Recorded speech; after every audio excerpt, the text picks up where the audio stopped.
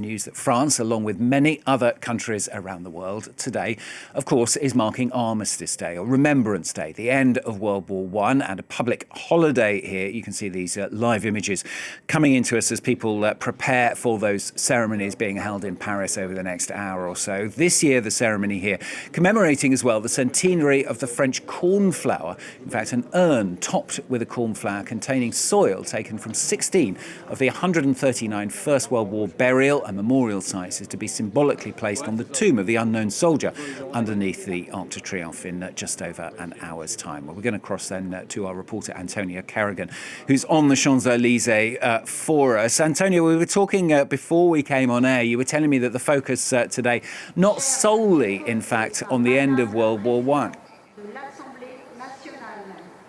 Yes, well, of course, the 11th of November is remembered as Armistice Day. It is today the 107th anniversary of World War I ending. But in France, the definition, the meaning of this day has evolved over the years. Since 1975, it was opened up to include all soldiers who lost their lives defending France. And as of 2012, it was opened up again to include those also who gave their lives in overseas operations. Now, this morning, indeed, there will be a specific focus on a particular group of people from World War II. Now at Les Invalides, which is a former military hospital, now war museum, Emmanuel Macron will be unveiling a plaque and holding a moment of silence for the so-called malgré nous.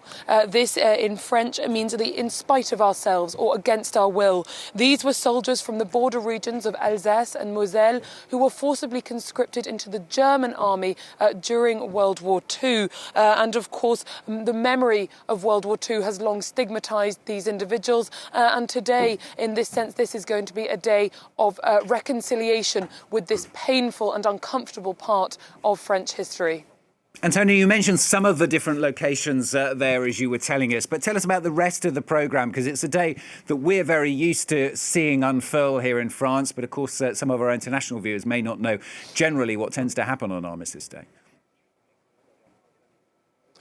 Yes, so after the chapter at Les Invalides, the president will make his way to the Champs-Élysées, at the foot of which there is a statue of Georges Clemenceau, who is, of course, the man who signed the armistice in that railway carriage in the depths of the French countryside, in the middle of a forest, that cold November morning. And there is a statue of him at the foot of the Champs-Élysées, where the president will lay flowers and pay tribute. The president will then make his way up the Champs-Élysées towards the monument behind me, the Arc de Triomphe, under which there is, of course, the famous tomb of the unknown soldier. The president will ceremonially inspect the troops before laying flowers at this tomb and symbolically reigniting the flame that has burnt there perpetually day and night since the 1920s, in honour both of the fallen of the First World War, but of course the widows and orphans that terrible war left behind.